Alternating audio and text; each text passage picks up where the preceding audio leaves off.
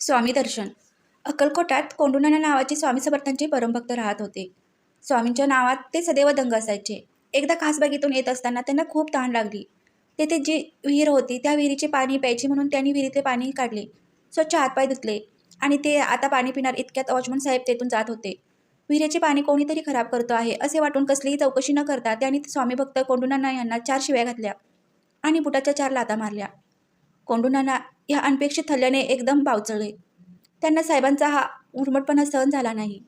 संस्थानात तक्रार करण्यात काहीच अर्थ नव्हता, म्हणून ते धावत धावत स्वामींपाशी आले आणि घडलेला सर्व वृत्तांत स्वामींना सांगितला.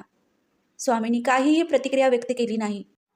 ते कोंडूनानांना आश्वासक शब्दात काहीच बोलले नाहीत. संध्याकाळी काय झाले तर वॉचमन साहेब राजवाड्यातून परत येत असताना त्यांच्या पायाला आडच्या पडलेल्या ओळख्याचा जबरदस्त धक्का लागला. ज्या पायाने त्यांनी कोंडूनानांना 4 लाथा मारल्या होत्या त्याच पायाला इजा झाली होती. काही दिवस लोटले. पाय बरा होण्याऐवजी व्याधी वाढतच गेली. डॉक्टरांनी खूप उपाय केले, परंतु उपयोग झाला नाही.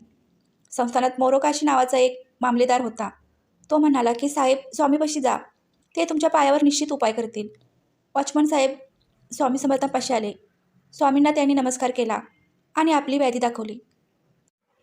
तेव्हा स्वामी चटकन म्हणाले, अरे गाढवा, मला काय विचारतोस? साहेबांच्या लक्षात आले की स्वामी आपल्यावर रागावलेत, परंतु त्याला कारण कळेना. तेव्हा स्वामी कडाडले, अरे तू आम्हाला कारण नसताना लाथा मारतोस, लाज वाटत नाही?